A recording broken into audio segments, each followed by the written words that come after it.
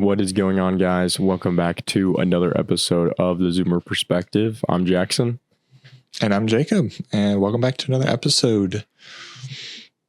I don't know what number it is. We missed over the new year. Yep. Oh, well. Here we are. Oh, well. We're back. New year, new me. Not really. Not really? Not really, no. I don't do a New Year's resolution. Yeah. I'm a big advocate for if I needed to fix it and I acknowledged it before 2025, then I'll just start doing it. Yeah. Well, and everyone always breaks their New Year's resolutions, so what's the point in making them? Yeah, exactly. Like if I just start doing waking up early, do you need a new year to do it? Yeah, exactly. Because then when you break it, you go, oh, well, I'll do it next year. Yeah, exactly. I'm not going to do that in January and be like, oh, I'm going to fix. Yeah. Came on. Anyways, that has nothing to do with our topic. Not today. At all. Nope. Not one bit. What's a podcast episode without a little off-topic conversation? Absolutely. No, but our topic today is mental health and Christianity. Yes. Do you want to kind of explain what that means? I guess we can explain it together because that's kind of the whole point of the I guess really topic. Where the explanation is just like the correlation between that and between Christianity and mental health and how those two are kind of intertwined with one another. Because I think, I definitely can confidently say that Christianity boosts your mental health for sure. Yeah, 100%. 100%, yeah. Because I think a lot of people that don't have they don't have something to believe in. They don't believe in Jesus. They don't believe that, when they fall short that they can be forgiven. But they also don't believe in anything after death. And so all that matters to them is this life right here and right now. And if this life sucks, it sucks for them. So if you can be a strong minded Christian, just because it sucks now, a little misery now, but, treasures untold for eternity. Which one would you rather have? As long as you can see the bigger picture, it's a lot more, it puts you a lot more at ease. Yeah, I think what you're hitting at is it like changes your perspective on life. Definitely. And struggles going through it. Yeah. Well, and the other thing is like when there's something we're struggling with or I'm struggling with, put it up, give it to God in prayer, and then like truly let go of it and just whatever happens. That's a peace I can put my mind at peace by doing that, by giving my troubles to the Lord in prayer and stepping back and not worrying about it. Yeah. Yeah. And if you're not a Christian, you can't do that. All you do is stress about it. Well, yeah. And there's like kind of the cringe-worldly spiritual stuff where it's like, oh, I'll acknowledge it's out of my control. I'll just kind of leave it up to the universe or whatever, which I think is still kind of nihilist in a certain way. Well, there's a difference what in you're getting at leaving it up to God and not even doing anything to try. I'm not just going to sit back on my couch and say, oh, well, I can't pay the bills. Lord, pay my bills for me. I'm going to say, no, I'm going to go out and do work and do my job. And just know that God's going to give me the opportunities I need in order to make enough. Right.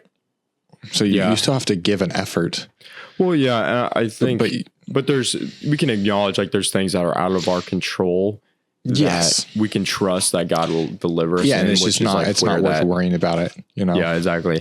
And I think atheism, especially, there's always like a level of nihilism in the sense of like it won't be better. Like this is like the worst. Well, it can only get worse, I guess that's what I'm trying to say. Yeah. But while you were talking, it reminded me, I was talking with a guy who was an atheist. He was very anti-Christian. And we were having a conversation and we were just talking about Christ and like what I believe and the things he believes. And he just said, well, I think religion is just nice because it gives you something to like believe in and it's like better. I can't remember exactly what he said. It was a while ago, but he was like, well, I don't want to be a Christian because it just makes your life so much easier. and you don't have to actually acknowledge reality, and because you can you can just pray and trust in God or whatever. And I was really surprised by that, because I was like, dude, you just completely missed the point entirely. But I kind of, like, thinking back a little bit, I kind of understand where he's coming from. It was just like, I don't know, you're just not paying a lot of attention to what I'm actually saying. Yeah, he just skipped over the importance of it, Yeah.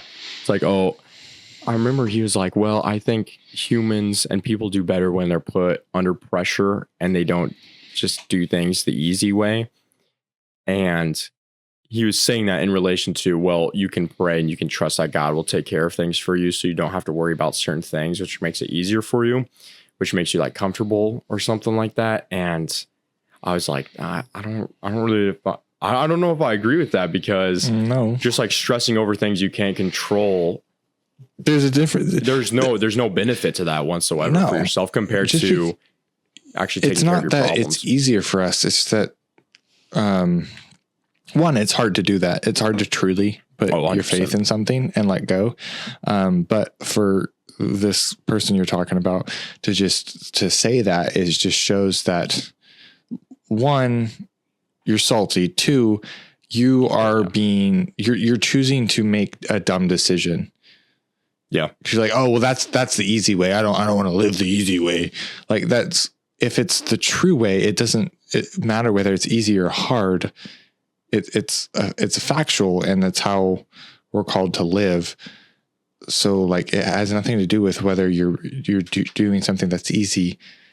Because clearly he's failing at, believing, having faith. So obviously it's not very easy. Yeah, no kidding.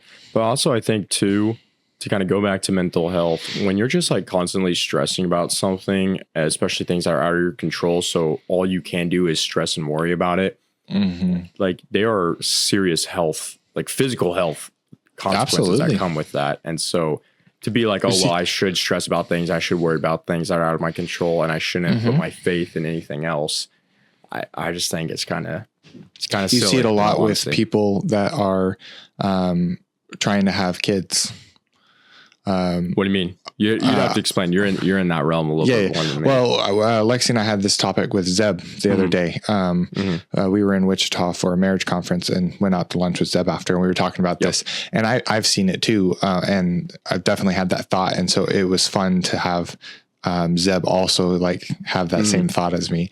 And it's that I've seen a lot of people that are really, really trying super hard to have kids, and they're stressing about it and trying to do everything they can, and they can't have it. The second they just go, oh, well, like, I guess we can't have kids, and they relax and get relief, all that stress, they have a kid. Yeah. So like normally they try and they struggle to have kids, and so they think they can't, so they adopt, and so they're no longer stressing out about trying, and then they have a kid. Yeah.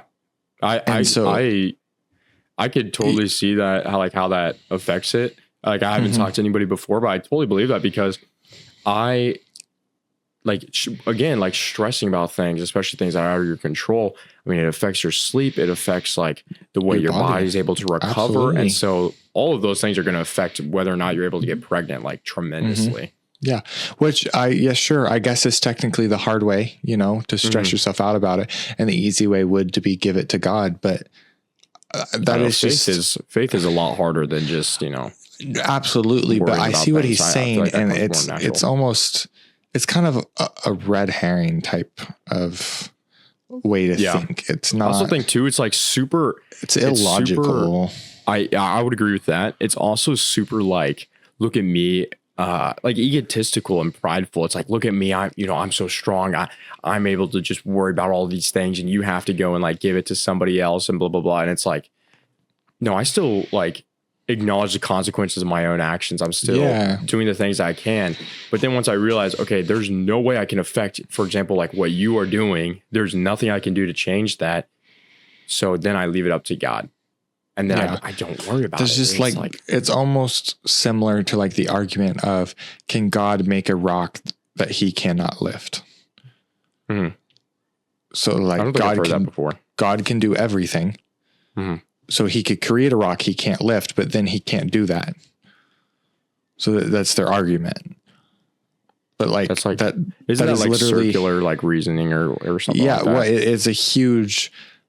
I don't know if the correct term is conversational red herring, but just it's just one is illogical because I mean it's something that is physically impossible, and so you can't. You're trying to prove a point, and in your point that you're trying to prove, you've created a scenario that only works for you. Like it's something that doesn't. Yes, God could create a rock that he couldn't lift, and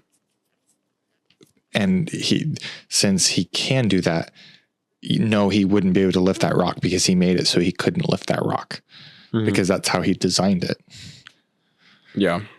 And so if you were to say, but then God couldn't do all things, he created a rock that he couldn't lift. He made it to where he couldn't do that specific thing. And so it doesn't work in an argument because it just doesn't physically make any logical sense. And it's it's one of those, it's just a useless analogy to try to like win an argument.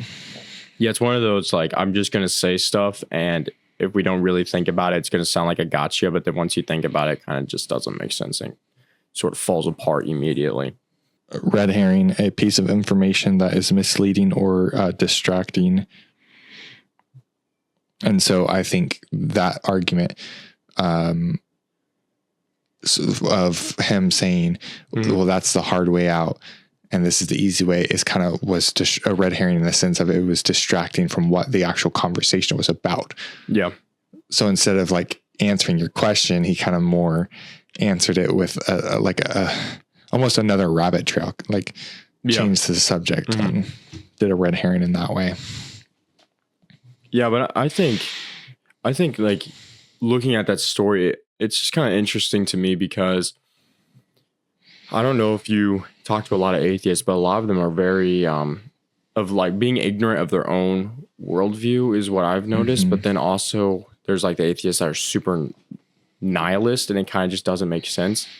And I don't know. I think it's really interesting that even the Christians who are going through like the most hardship somehow still are in like the best mental shape compared to people who would say, oh, I'm so logical and I believe like the world means absolutely nothing and all these things. And as people progressively get more is illogical. Well, yeah, of course. But ignoring that, the people who are like, oh, I'm moving further and further away from God, I'm doing more and more of my own thing. That's when it's like, oh, hey, I'm on antidepressants, or, I'm struggling so much with life and I have all these struggles. Or even on the other end, they do that and life gets so good for them and it's so much easier because Satan's like, hey, good job. You're doing what I want you to do. I'm going to stop making life difficult for you. Yes. But even then, like, if you look at the way these people are living their lives, it's like you can see issues with like mental health in the sense of like addictions or just like the habits that they have for their life. And you're like, man, this person has really poor mental health, even if like, they're living this super lavish life. Does that kind of make sense? True. Yeah. Oh no, absolutely. Yeah, they have this lavish life, like you said, but yeah, it is, they're unhappy and they can't fill that void because they're missing God in their life, and they are trying to fill it with everything else and they can't. Yeah. And that's depressing. It is kind of depressing because you're always longing, you're always searching for something, and you'll never be able to get it. You'll never be able to attain it because it's there. You just are choosing not like you have been let in that who God is, what he has done for you. You just have to be willing to accept it, and you choose to ignore it. Yeah. Yeah. That's exactly. And not even consider looking into it. And yeah. The other funny thing is to me, it seems like a lot, not all, not most, but a good portion of atheists were previously Christians and went through a hard struggle, like they lost a wife or they lost a loved one or something, and they thought it was unfair, and they're selfish. So instead of thinking, oh, I'm so happy that My mother who believed in Jesus is now resting, in heaven with God. They're thinking, oh, God did not answer my prayers. He did not save her from cancer. How could he do this to me? And it's a selfish thought. Or even to the point of, there's a lot of infants, stillborn infants. And a lot of people, I think that, because no one wants to lose a little one. No, not at all. But infants are born into this world pure and holy. They don't know wrong. And so if they die as an infant, they've lived their best life, which sucks for everyone else, but it doesn't suck for that baby. That baby's living their best life. It doesn't know anything awful, which is a really, really, really hard thing to comprehend when it happens to you yourself. I get that. Right. That's not any, it's easy for me to say, but it's hard to actually put in action. Yeah. But But I think that having that strong mental health of being able to say, well, I know my baby is with God. Like I can just let go, and that baby had its own life, and not be selfish and think I'm sad I didn't get to watch it grow up. You know what I mean? And so I think what you're describing, though, it turns a lot of people away from Christianity, and they become atheists. They're like, well, God's not real. He didn't answer my prayers. He didn't save my baby or save my mom. And I think it's a selfish thing that causes them to turn away and become an atheist. And I feel like I've seen that with several.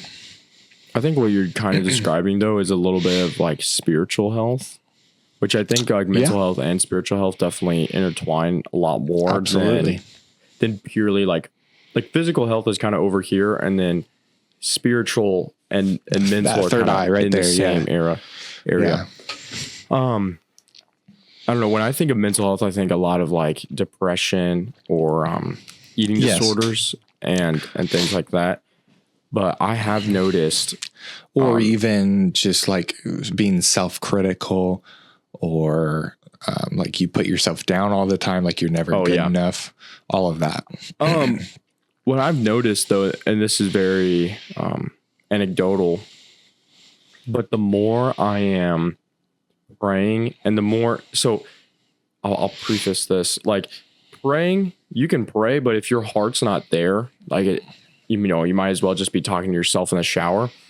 But when I'm like really praying and I'm trusting in God, and I'm wholeheartedly like giving my struggles to him, I find that like all these things that we talk about, especially with like being self-critical, I think that's one that I've definitely struggled with before. All of those things, like my entire outlook mentally and my mentality completely shifts compared to I've known people who really struggle with some of these things, and I don't know, you can just kind of tell like their spiritual life is really suffering, and then it's bleeding into other aspects of, their mental health, and I would even say physical health as well. Have you noticed that as well? What? And like how much spiritual health is important, walking with God, like affects those, absolutely, especially like how much it affects mental health. Definitely, because you can be a churchgoer, you can be a Sunday morning Christian, and if you're not spiritually actually close to God, like if you only are praying when something's wrong and when you need something, and you don't have that close relationship, I think you still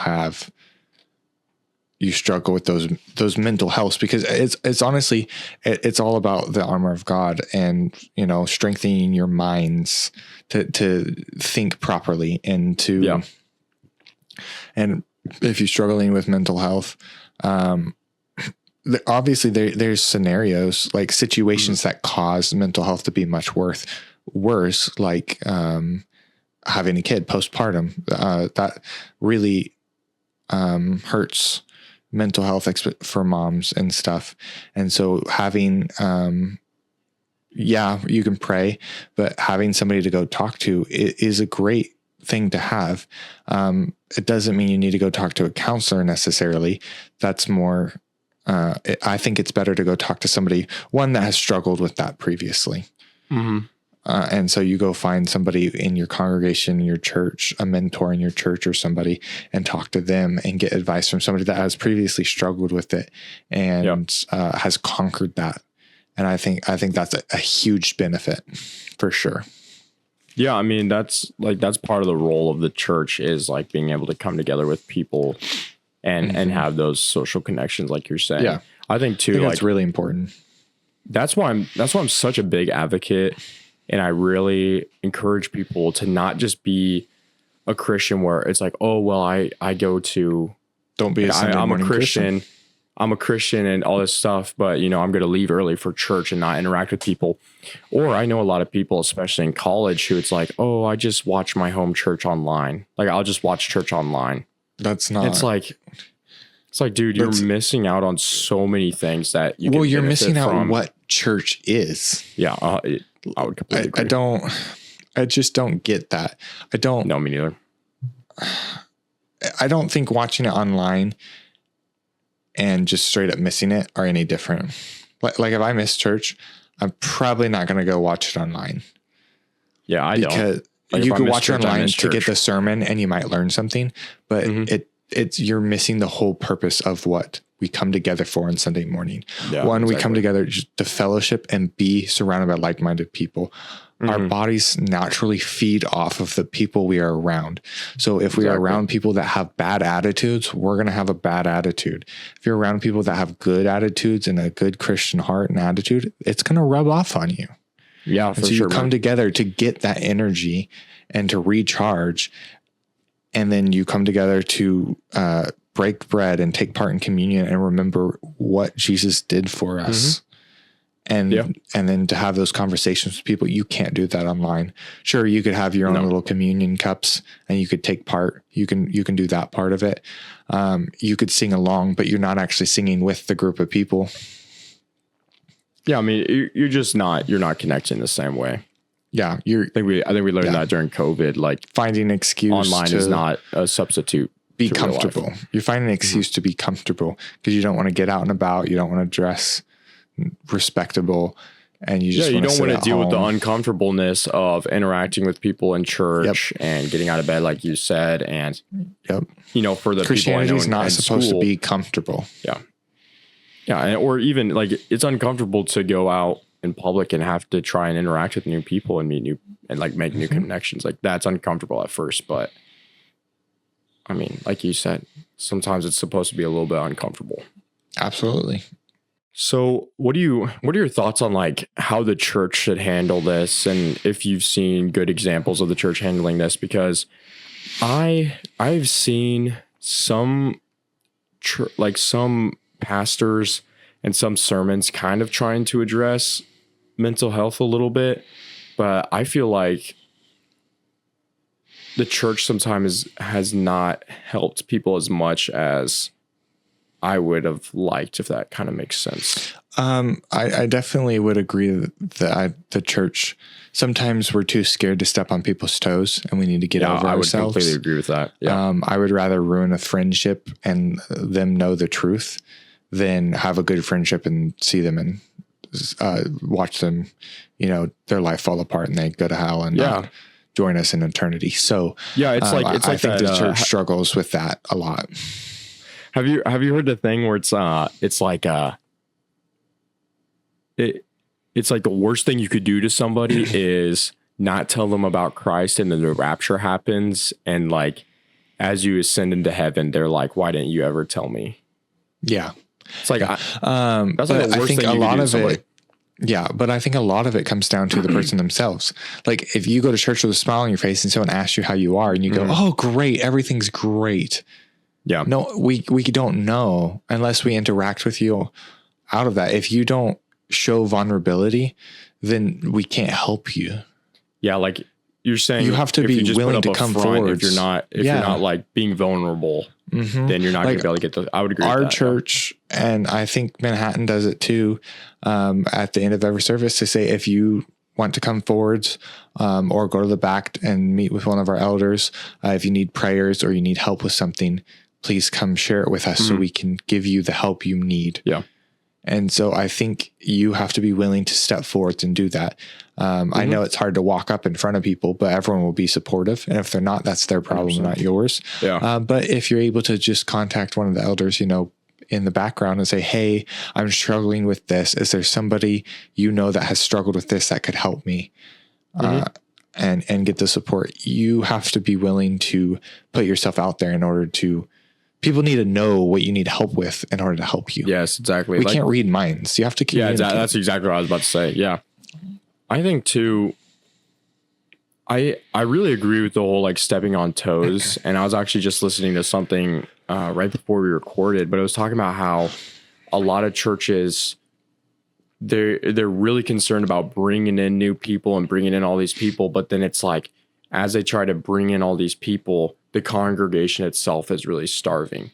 And that's something I've really noticed, especially with going to other churches, and even sometimes within our own churches. It's like, man, I'm really like craving something deep and something that I'm going to be able to think about, and something something I can be equipped with to go out into the world later, instead of just continuously just, oh, Jesus loves you and Jesus is going to like forgive your sins and stuff. It's like, okay, I'm tracking that Christ died for my sins. Let's go deeper. Let's start thinking about ways to navigate my life as a Christian and things like that.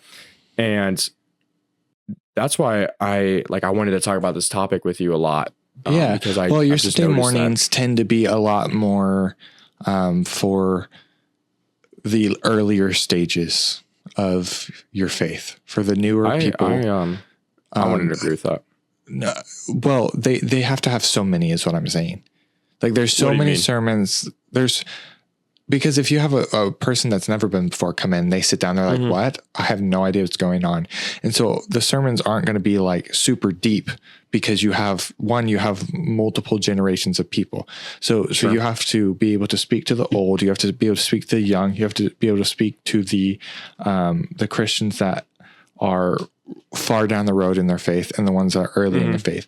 And so sometimes you have a sermon series that starts out, for the low, and then as you progress along that series, it gets a bit more deep and into it. But I think where you really get a lot of the deep ones is when you show up to Wednesday night and small groups in those Bible studies, and you have more of those personal and deeper conversations with your congregation. And so if you're just going on Sunday mornings, I think it's hard to get into the really deep topics, because you just have somebody preaching to you versus having a conversation. So even Sunday morning class can be a lot deeper, I think. I wouldn't agree with that, because you can have a deep sermon and you can have deep things in Sunday morning. And I want to disagree that, you should, it's like, I'm only looking for something on Sundays. But that's just something I've noticed is I'm not very saying you can't. Level. I definitely agree that you can and that you should. I'm just saying I think most ministers tend not to. Yes, but I don't think that should be the norm. I agree. I think you should do. If someone's new, I think you should do a class with that specific person. Yes. To help bring them up to speed. Yes. Because like you said, the congregation is starving. I think you should be preaching to your congregation, absolutely, not the one new person. I think you should exactly welcome that one. It's like, yes, I think you should like welcome that one new person. 95% of the congregation or the 95% of the church that's there that Sunday, that's your congregation. Those are the people that are always there. And they're never going to go further down the road if you're just focused. Yeah.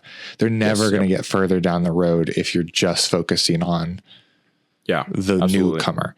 So I think you should take that newcomer in hand and be like, hey, I would love to get to know you better. I would love to study with you if you're new to Christianity, and would this be something you're interested in? And meet with that person and help bring them up to speed, help them on their spiritual journey. That way, when they join in with the congregational morning worship, they can comprehend what's going on.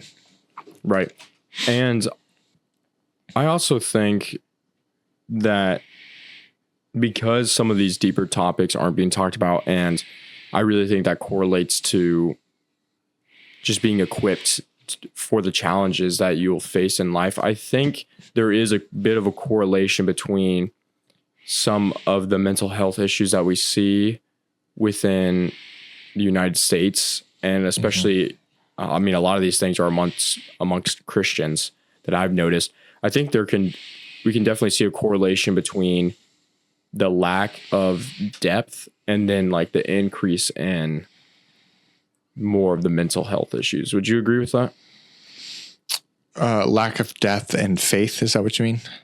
Well, just like constantly being surface level, and then how that makes you ill-equipped for the challenges that you end up facing. And then that leads to some of the mental health issues like we were talking about. A lot of those non-denominational churches, in my opinion, especially a lot.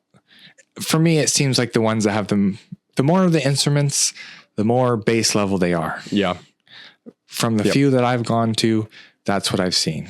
Because it's like, oh, God is love. Like, love, love, love, love, love, love, love, love. Let's sing about love. God is love. God is love. Yeah, yeah, yeah. Love, love, love. And that's all. It's that's like all they understand. And a lot of those songs are always like more.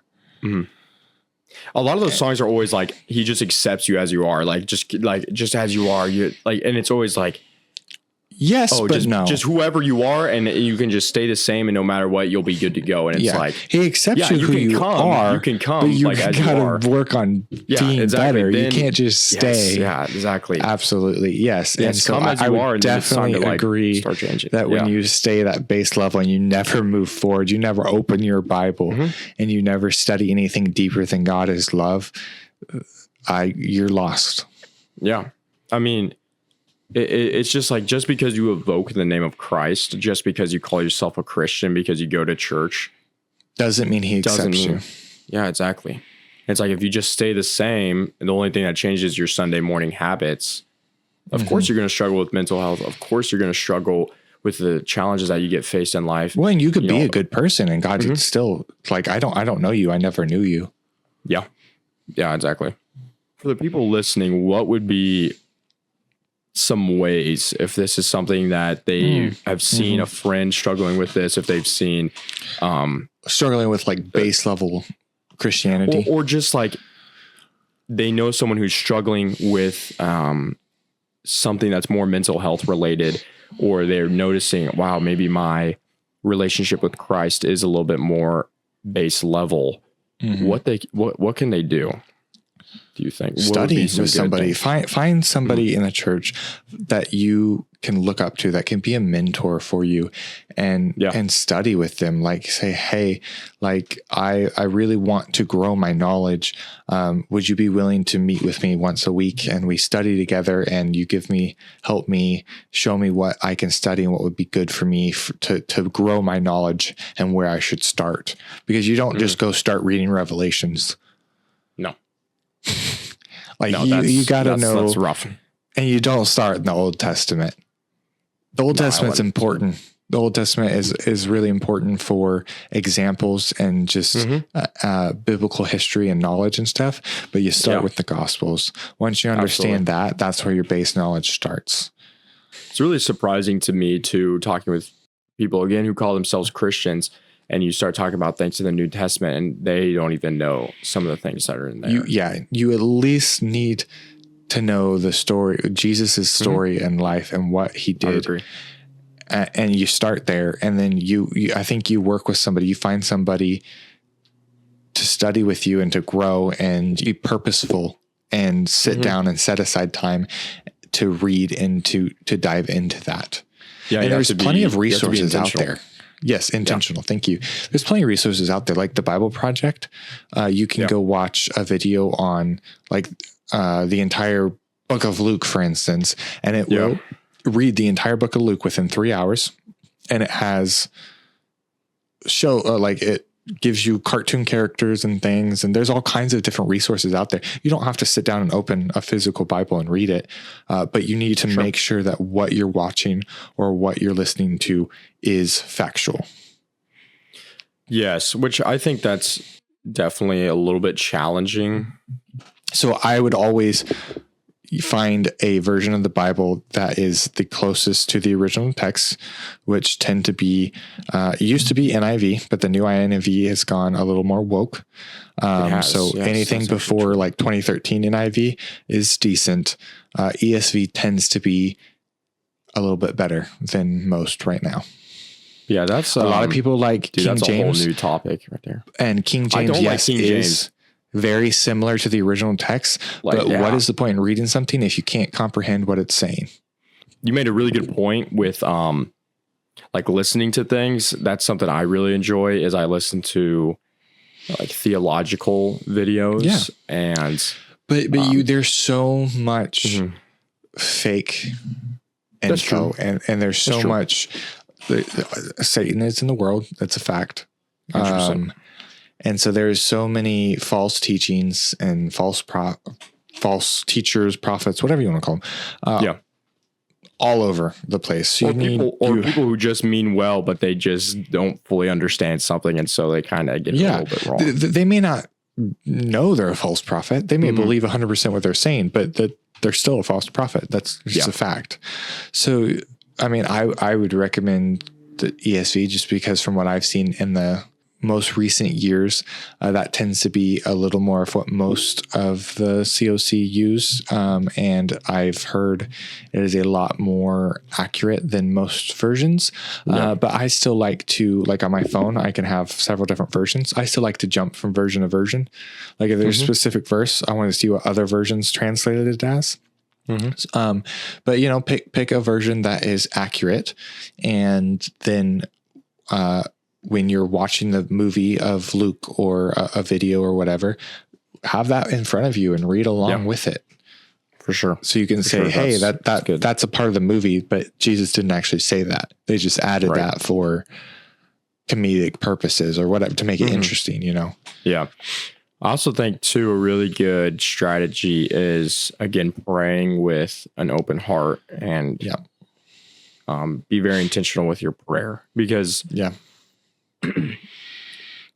if you're a Christian, then you have to believe in the power of prayer. And if you're going to believe in the power of prayer, then why not exercise that?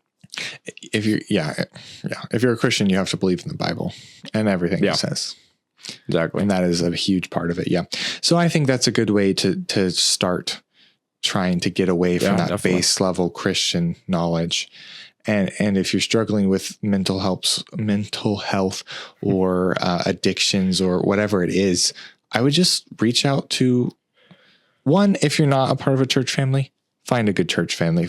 Find a good church family that, if you do know your Bible knowledge, and but you don't have a church family, go find a church that supports what the Bible says. If it doesn't support what the Bible says, you shouldn't be there. Yeah, as soon as I see women leading, that's when I'm out. I'm done listening. Baptism. As soon as I see them not teach baptism to be one infant baptism, if I see that, I'm out. If I see, because that just means they miss the whole point. Because if they get baptized as an infant, then they think they don't need baptized as an adult. And I disagree 100%. Yeah. And it means you're lost. And I'm sorry, because there's not much I can say to you to change your mind. It's a decision you have to make for yourself. Right. Yeah. So I think baptism, like you said, women roles, baptism are probably the two biggest ones. And also obviously just the way Jesus. Yeah. Like if you disagree, like, yes, but I think the others are far more important. Yeah, that's a little bit more, I don't know. That's a trickier one. I'll put it that way. Worship can get be a little more of an opinion. There is a certain way we should do it. Yes, that is biblical. Yes. Yeah. So yes, I know there comes a point when it's it's no longer opinion and it's just like, you can say what you want, but you're acting a certain way, and I'm going to evaluate it from that. I would, if you struggle with mental health and disability or whatever, I would go find somebody in your church, an elder or somebody. And if you know someone that has struggled with that, go to them. if you don't go to somebody that is in charge and say, hey, this is what I'm struggling with. Do you know somebody? Could you help me through this? Or do you know somebody that I can talk with that has struggled with this? And go talk to that person and sit down. Real. And if they don't help you, then I don't Then go know to that a you're in new the right church. church. Yeah. Real. Or if it's just like really surface level, again, like Yes, you have to be if it's willing to just- get if deep. it's You just have to some, be like, vulnerable. surface level, oh, hey, you should like pray. And obviously that's what we're saying right now because we don't know like a specific problem to talk Yeah. about. But like, you should have a church community that is going to be able to help you get through struggles. And share your struggles and your problems so your Mhm. church community can be praying for you. Yes. And I think that's very I think important. too, like, yeah, it can be a little worrying to that, like, oh, I'm going to be judged for what's going on. And if people are judging you and looking down on you, there's another No. sign that that's Two not the different right. two different things right there. If people are judging you, well, you made that mistake. You're probably going to get judged for it. No, That's- I know. No, I'm not talking about. No, I There's know, different but levels I'm of sharing. judging. I know you're not, Yeah. but I'm Yeah. sharing to the listener that you're probably going to get judged for it. That's part of your earthly consequences. People will know what you've done and be like, "Oh, I didn't think you could do that." But then they need to forgive you, and if they don't forgive you, that's on them because you are saying, "Look, I failed. This is what I've done.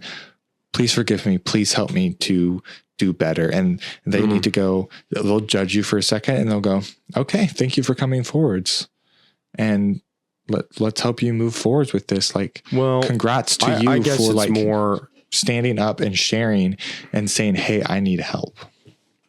I guess what I'm talking about more is like the judging, as in like kind of like the. I can't think of a Ridicule is more different what you're word of saying. like the Are petty. you saying more ridicule? Yes, kind Like, of, but just they, like they the, hold it against you. yes, or like Yes. talking bad about you or treating you differently, sort of thing. What you just described is, yeah, that's what people do. And as Christians too, we're supposed to look at sin and honestly judge people and be like, hey, you know, if Jacob is sinning in a certain way, I would judge him and be like, hey, bro, you know, this is what the Bible's saying. This is how we Yeah, need to change. absolutely. This is what you should do to change your actions. That's good. That's the good. right way to do it. Yeah. Now, if I were to look at what Jacob was doing and make some snide comment and then go behind his back and talk bad about him, Then you're just then- as bad. exactly. It's like Yeah. So that so does if not somebody's help going to grow judge your you and hold it congregation. That against just you, tears you down. Yeah. you don't worry about it. You call them out in front of people if you need Absolutely. to. That is Call a them out way and to be do like, it. "Hey, look, like I'm trying to do better, and you're over here ridiculing me for my struggles that I am being vulnerable Yeah. with. Like, you need to check yourself. Like, you're 100%. struggling too. So definitely, Real. All right. Well, sweet. I hope you guys go out. I hope this was and beneficial. I hope and this pray. really helped. prayer. Yeah, meta. absolutely.